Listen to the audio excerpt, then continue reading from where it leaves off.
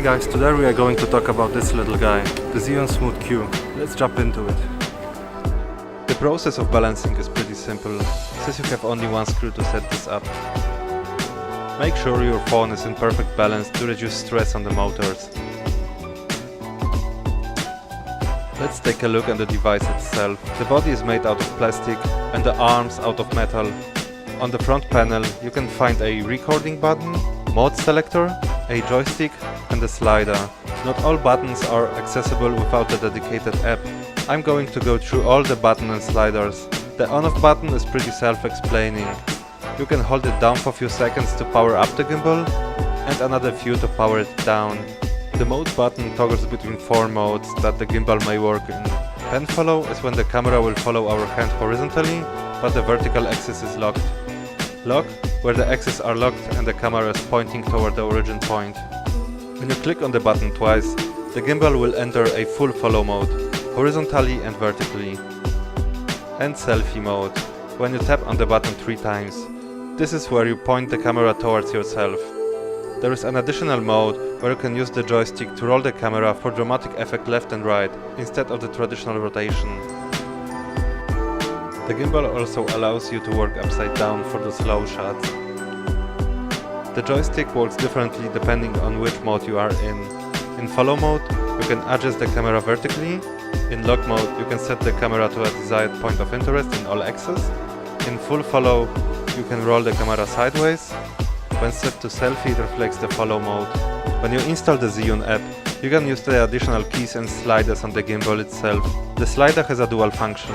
If you slide clicking up and down, it will zoom in and out, but if you slide and hold it in the desired position, it will either toggle between the video and camera mode, or between the front and the back camera.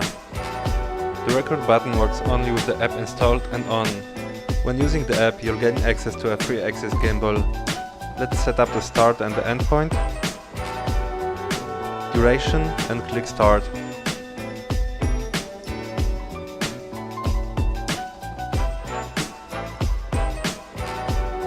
Last but not least, you can put an action cam on the gimbal and treat your mobile phone as a remote.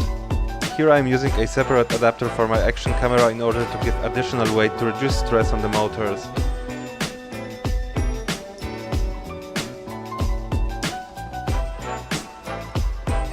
Now let's do some test shots.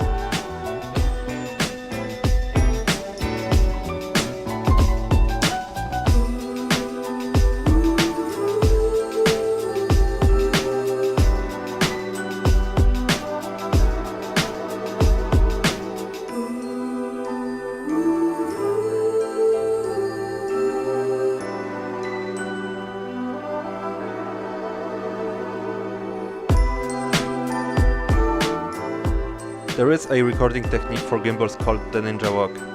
This way your footage will get extra smooth, reducing the visible footstep bouncing. It looks funny from the outside, but it's worth the show. Keep your knees bent, muscles tense, take a step forward and roll gently from your heel to your toe. Compensate the bouncing with your knees.